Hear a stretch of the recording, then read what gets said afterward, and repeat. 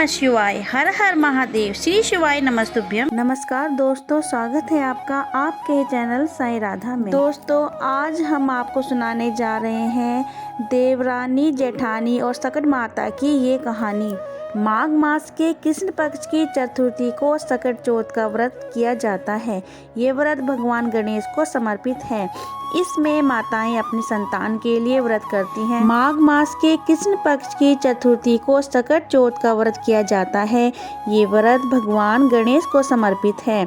इसमें माताएं अपनी संतान के लिए व्रत करती हैं। इस साल ये व्रत 17 जनवरी 2025 को रखा जाएगा। इस व्रत में माताएं निर्जला व्रत करती हैं। शाम को चंद्रमा देखकर व्रत खोलती हैं। इस व्रत में चंद्रमा की पूजा का भी विशेष महत्व है। इस व्रत में गणपति को तिल से बने तिलकुट का भोग लगाया जाता है, इसलिए इसे तिलकुटा चौथ भी कहते हैं। आइए दोस्तों, सुनते हैं इस व्रत में सुनी जाने वाली सकट माता और गणेश जी से जुड़ी हुई ये कथा। एक शहर में देवरानी जेठानी रहती थी। देवरानी बहुत ही गरीब थी। बड़ी मुश्किल से उसका गुजारा चलता था। वहीं जेठानी अमीर थी। देवरानी हमेशा गणेश जी का पूजन और व्रत करती थी। देवरानी का पति जंगल से लकड़ी काट कर बेचता था। देवरानी घर का खर्च चलाने के लिए जेठानी के घर काम करती थी और शाम को जो भी बचा हुआ खाना होता था वे जेठानी उसे दे देती थी। इस तरह उसके घर का खर्च चल रहा था। माघ महीने में गणेश जी का व्रत सकट चौथ देवरानी ने रखा। उसके पास पैसे नहीं थे, इसलिए उसने तिल व गुड़ लाकर तिलकुटा बनाया। पूजा कर तिल चौथ की कथा सुनी और जेठानी के यहाँ काम करने चली गई।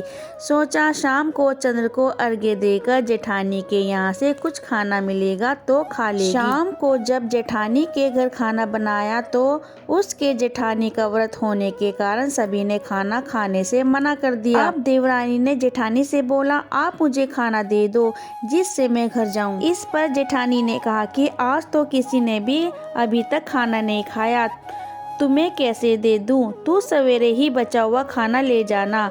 ऐसे में देवरानी बहुत दुखी हुई और भूखी ही घर चली गई। बच्चे भी घर पर भूखे थे। देवरानी का पति बच्चे सब आस लगाए बैठे थे कि आज तो त्योहार है, इसलिए कुछ पकवान आदि खाने को मिलेगा। लेकिन जब बच्चों को पता चला कि आज तो रोटी भी नहीं मिलेगी तो बच्चे रोने लगे। उसका पति भी बहुत क्रोधित हो गया और कहने लगा कि दिन भर काम करने के बाद भी वे 2 रोटियां नहीं ला सकती। देवरानी बेचारी गणेश जी को याद करती हुई रोते रोते पानी पीकर सो गई। उस दिन सकट माता बुढ़िया का रूप धारण करके देवरानी के सपने में आई। सपने में उन्होंने देवरानी से पूछा कि सो रही है या जाग रही है। वे बोली, कुछ सो रहे हैं, कुछ जाग रहे हैं। बुढ़िया माई ने कहा, भूख लगी है, खाने के लिए कुछ दे। इस पर देवरानी ने कहा कि क्या दूं, मेरे घर में तो अन्न का एक दाना भी नहीं है।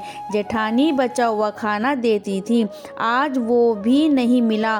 पूजा का बचा हुआ तिलकुटा छीके में पड़ा है, वही खा लो। सकट माता ने तिलकुट खाया और उसके बाद कहने लगी, निमटाई लगी है। इस पर देवरानी ने कहा, बुढ़िया माई बाहर कहाँ जाओगी, कोई जानवर काट लेगा। ये खाली झोपड़ी है, आप कहीं भी जा सकती हो, जहाँ इच्छा हो वहाँ निमट लो।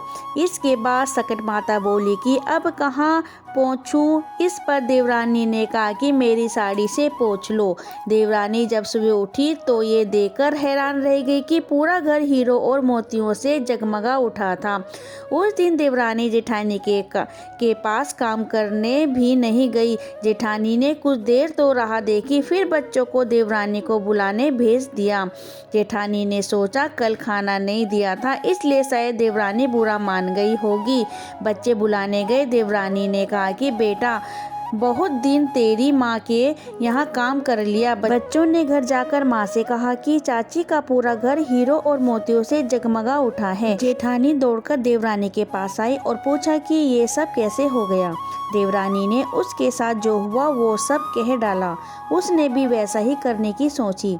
उसने भी सकट चौथ के दिन तिलकुटा बनाया। रात को सकट माता उसके भी सपने में आई और बोली, भूख लगी है, मैं क्या खाऊं? जेठानी ने कहा कि आपके लिए छीके में रखा है, फल और मेवे भी रखे हैं, जो चाहे खा लो। उसके बाद कहने लगी, निमटाई लगी है। जेठानी बोली, मेरे इस महल में कहीं भी निमट लो।